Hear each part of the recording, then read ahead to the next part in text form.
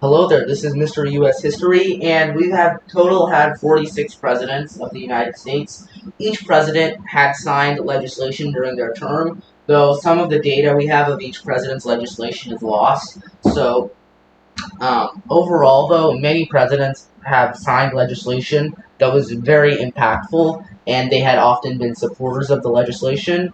And let's get started on this video. So we're going to be talking about the major legislation passed by each president. So first, under George Washington, I would say it was the Assumption Act of 1790, which had basically allowed the United States to assume the debts of the 50 states. This was, Alexander Hamilton had tried very hard to make this bill get passed through Congress, and ultimately he made a deal with James Madison to get this bill passed on the condition that Madison would, the capital of the United States would be somewhere near the south, in between Maryland and Virginia.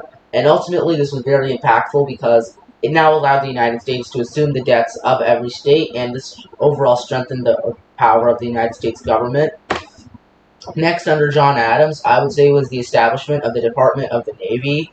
And then we've got Thomas Jefferson. Under Thomas Jefferson, his major legislation was the Slave Trade Prohibition Act of 1807, I believe.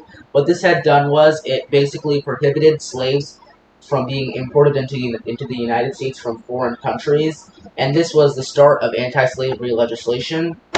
And then we've got James Madison. Under Madison, we got he had established the Second Bank of the United States. This is kind of odd considering Madison had previously been opposed to the bank, but now he had been a supporter. Madison was very pragmatic. He was not bound to a certain ideology. And in the War of 1812, the United States needed revenue, so he created a second bank.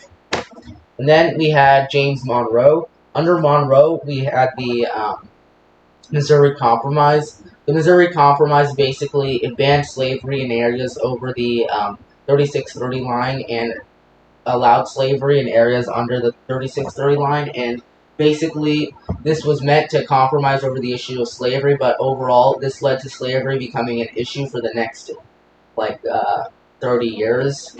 And next we've got John Quincy Adams. John Quincy Adams was a supporter of internal improvements, and to get the revenue needed for those, they needed tariffs. And Adams signed the Tariff of 1828, also known as the Tariff of Abominations. This had set up tariff rates that were really, really high, and many people in the South, such as John C. Calhoun, were angered by this bill because they relied on imports from Europe because they put all of their investments in slavery rather than industry.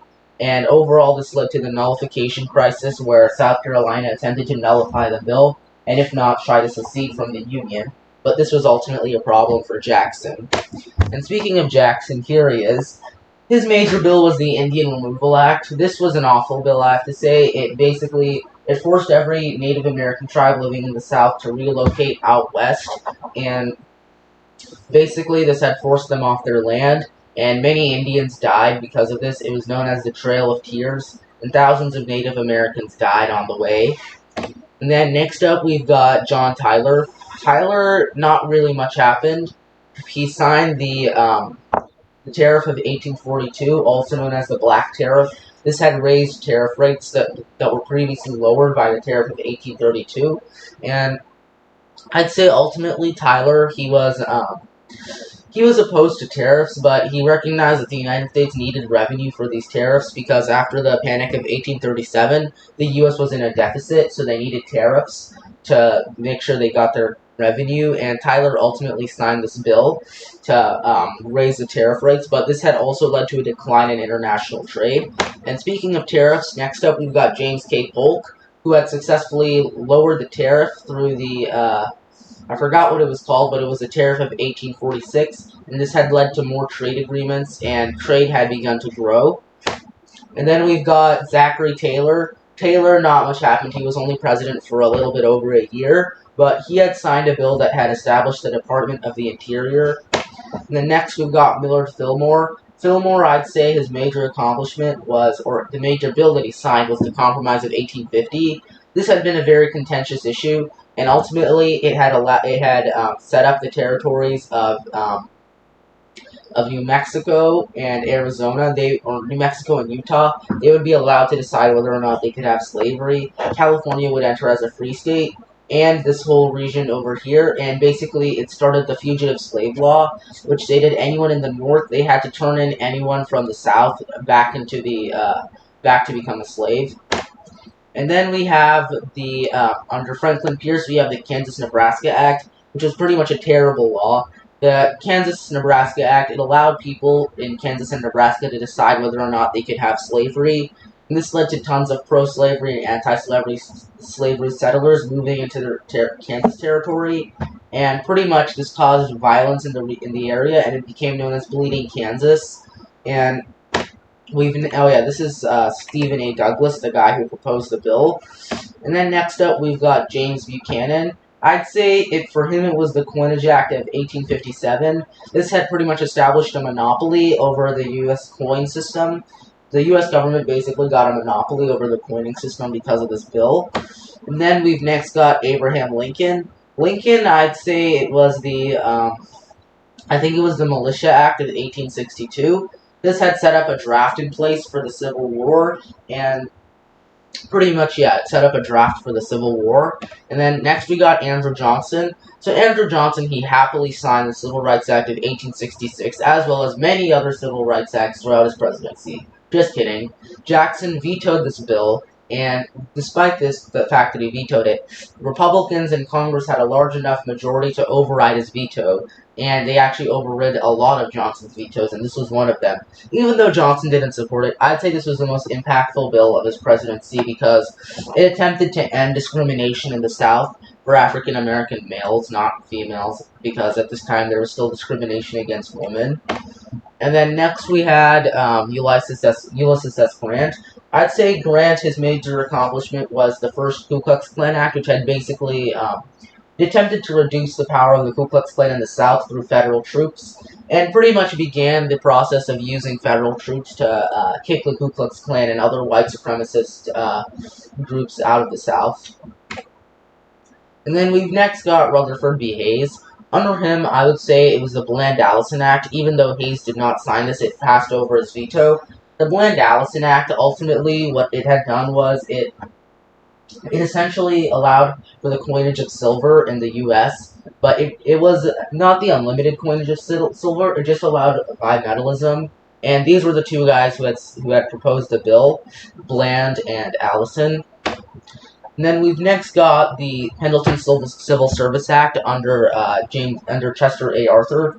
Arthur signed the Pendleton Civil Service Act. This was a big law because it pretty much allowed for the merit system in U.S. government jobs rather than using the spoil system.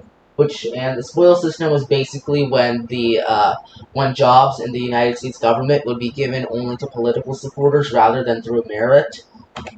And then next up, we've got under Grover Cleveland, we've had the Electoral College Count Act of 1886. Yeah, 1886. What this had done was it pretty much allowed the states, whenever there was a dispute in an electoral whenever there was a dispute in the Electoral College, it would go back to the states rather than Congress deciding how to deal with it. And then next up, under Harrison, we've got the Sherman Antitrust Act, which was the beginning of numerous antitrust laws throughout the years to come. And next, we've got Grover Cleveland. Under him, it was the Wilson-Gorman Tariff. And the Wilson-Gorman Tariff, it was ultimately a disappointment for Cleveland. It was meant to substantially lower tariffs, but then Arthur Q. Gorman, this guy over here, he had proposed tons of amendments to the bill, which ultimately gave protections to the Sugar Trust, and also got rid of many of the reforms passed in the bill. And then next we've got William McKinley. I'd say it was the Dingley Tariff, which had substantially increased tariff rates. And after McKinley, we had Teddy Roosevelt. Under Teddy Roosevelt, I'd say it was the establishment of the Food and Drug Administration, or the FDA. That was his most important bill. Though keep in mind, Roosevelt had a ton of important bills. This is not the only important one, but I'd say it was the most important. Then we've got William Howard Taft. Under Taft, I'd say it was the pesticide bill of 1910. Oh yeah, it was the insecticide act of 1910. This had set up the basics for pesticide laws, for pesticide protections for consumers. And under Woodrow Wilson, it was the establishment of the Federal Reserve Act of 1917. That was the most important. And then we've got Warren G. Harding. Under Harding, it was the Federal Revenue Act of 1921.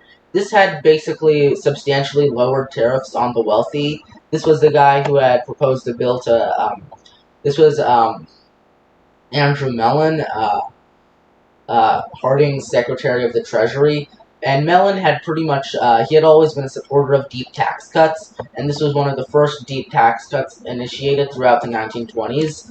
And then under Calvin Coolidge, I'd say it was the Indian Citizenship Act of 1924. This had pretty much allowed Native Americans to enjoy the same protections under the Civil Rights Acts of 1966 and the 14th Amendment as African Americans did. And next up, we've got the Smoot-Hawley Tariff. This was a terrible bill, but it was still the biggest legislation passed under Herbert Hoover's administration. The Smoot-Hawley Tariff. It had substantially increased tariff rates, and in the middle of a recession, this isn't a good idea. And then we've next got Franklin D. Roosevelt. For him, I'd say it was the Social Security Act. I don't know what year it was, but it was the Social Security Act, which basically established Social Security.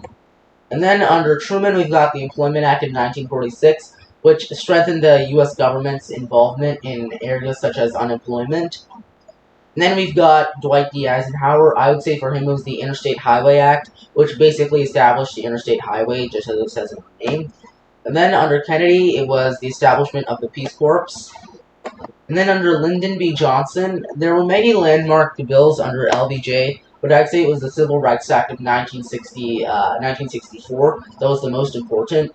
This had and tried to end legal discrimination in the South, as well as many other regions of the country. And I'd say this was one of the most important bills and trying to end discrimination. And then we've got Richard Nixon. I'd say under Richard Nixon, it was the National Environment Policy Act. This had started the beginning of environmental protection acts. What this had done was it basically allowed it had forced federal agents to make environmental considerations when they were doing stuff like building roads. And then we've next got the Privacy Act of 1974 under Gerald Ford. This had protected U.S. citizens from exploitation under the U.S. government and pretty much entitled rights to privacy. And then we've got under Jimmy Carter, I'd say it was the establishment of the Department of Energy. And then under Ronald Reagan, I'd say his major bill was the Tax Cuts Act of 1981. I forgot what it was called, but it was some tax reduction bill. And the tax cuts were a major part of Reagan's domestic policy as an attempt to end the recession. Then under George H.W. Bush, I'd say it was the Americans with Disability Acts of 1990. This law had done its best to protect people with disabilities from discrimination, and it was pretty much an amendment to the Civil Rights Act of 1964, which gave the same protections to people with disabilities. And then under Bill Clinton, it was the ominous budget. It was the ominous budget bill of the 1990s. Though yes, this did raise taxes. Ultimately, it ended up reducing the budget deficit. And under George W. Bush, it was the Patriot Act, and I don't think I need to explain what the Patriot Act is, but it basically strengthened the United States government's. It basically reduced rights for people accused of terrorism. It was basically meant to reduce the rights for people who are suspected of terrorism. And next, under Barack Obama, we've got the Affordable Care Act, or Obamacare, that was established. Obamacare, I'd say, was basically meant to reform the healthcare system by establishing greater federal control over it. And then under Donald Trump, we had the Tax Cuts and Jobs Act of 2017, which was meant to reform the tax code system. And there we go. That's every president's major legislation passed. I hope you like this video and subscribe. and bye.